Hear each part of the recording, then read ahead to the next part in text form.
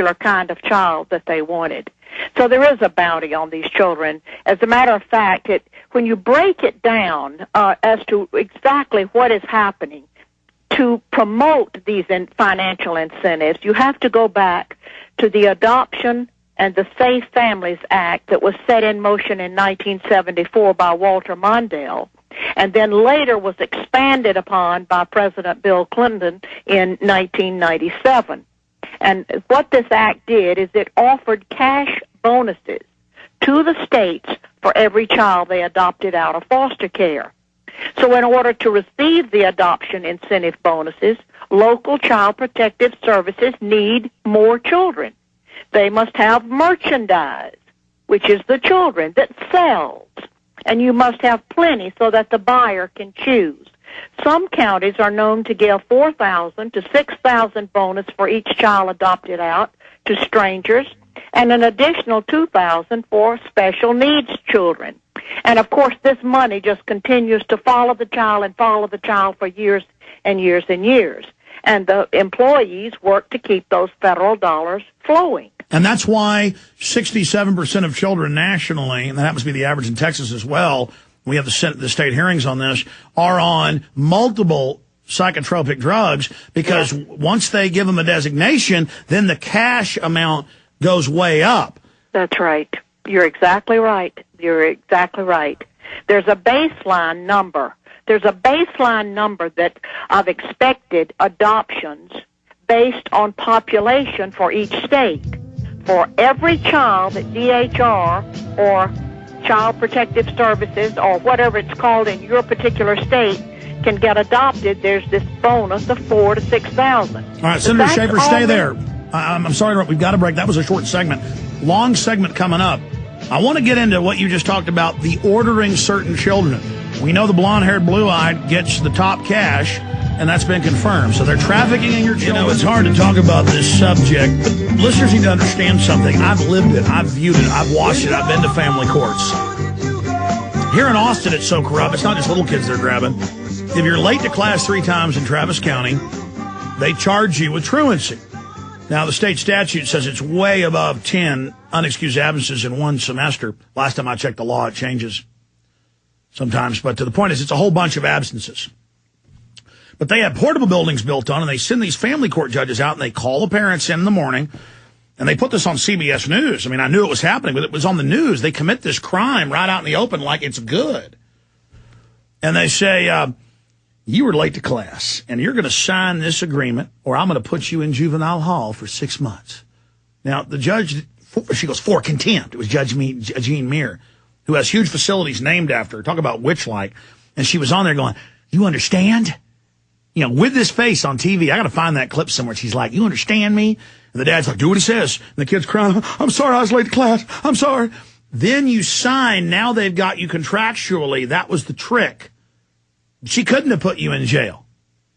Now they've got you contractually, deferred adjudication. Now you're in the system. Now they got you. And it's come out, judges all over the country getting over $1 million a piece in many cases, to put girls who were late to class in jail in Ohio or in Illinois.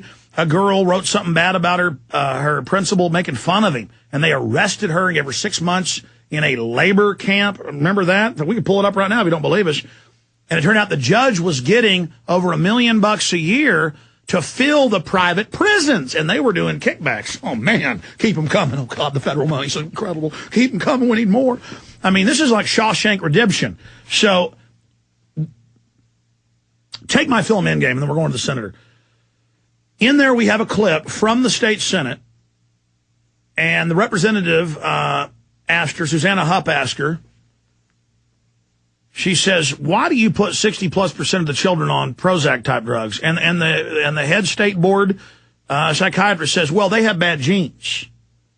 There's no test for bad genes. They do. They just make it up. Anyways, ma'am, please continue with the bounties, because we've confirmed these, but you separately brought them up. For folks that don't know, the adoption agencies put out little bounties. This is all even done on the up and up, but there's also a little under the table. Tell us about the bounties on people's children. Certainly, these children come with bounties because we know that we know the incentives are available there. The federal incentives are available, and they can be $4,000 or $6,000. But actually, there is a beginning formula in which each bonus is multiplied. And this sounds complicated. It really isn't, but this is what the states go by. Each bonus is multiplied by the percentage that the state has managed to exceed its baseline adoption number. Therefore, the states and local communities work hard to reach their goals for increased numbers of adoptions for children in foster care.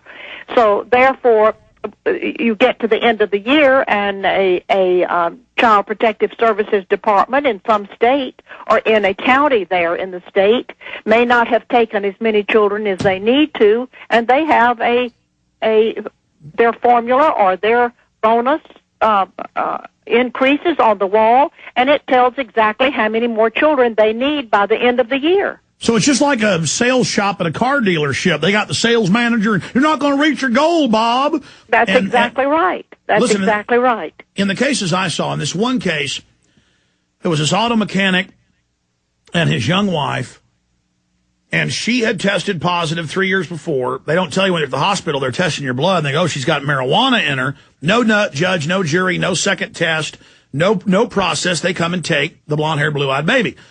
Well, this is 3 years later, and so they contacted my show, and they said, we're pregnant, we're going back in the hospital, we just want to make sure they don't try to take them.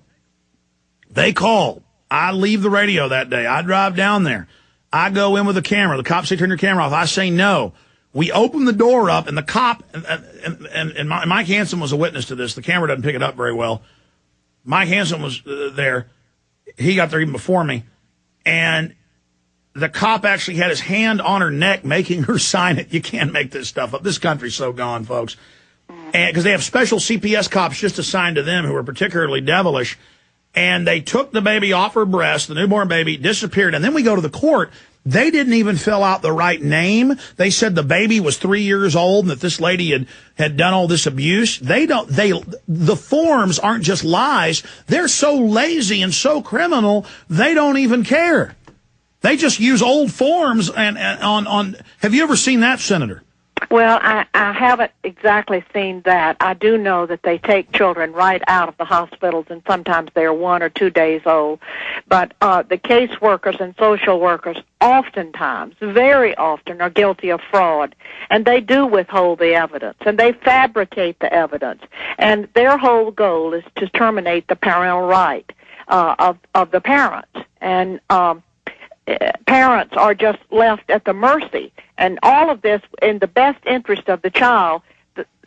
Those words, in the best interest of the child, have been redefined. It's not in the best interest of the child. The bottom line is taking the children for money. And the law was written, for those that don't know, I'd like you to speak to this because I know you're an expert on it, so you can speak to it. It was written to where, we're supposed to keep the family together and give it to grandparents or the other spouse. Grandparents don't like how the parents are operating. They advertise on TV to tattle. The grandparents go and tattle, and then they don't get the children 9 times out of 10. Yes. There are lots of grandparents that cannot get their grandchildren, even when it would be best if say the parents are on drugs. Someone does need to have access to those children, but oftentimes the grandparents are turned down. Now, there is a policy that you're supposed to secure a relative immediately for those parents, but oftentimes that relative is never sought out. The grandparents are never given the children, and a stranger then comes in and takes over the lives of those children. And there is absolutely no financial resource or no real drive to unite the family back together or to keep them together or to provide any effective care for the family. That is completely gone. Now it's destroying the family. Well, right out of high school, I learned about this because for the summer I worked for a large carpet cleaning place. And we would go to these houses because, we might go to 6, 7, 8, 9, 10 houses a day sometimes. And I'd say, what is this? And it'd be usually a middle-class house, 5-bedroom. Parts of it be nice. There'd be rooms locked. There'd be kids walking around in shorts with their shirts off, ages 3 to 10. There'd be marijuana smoke. There'd be some fat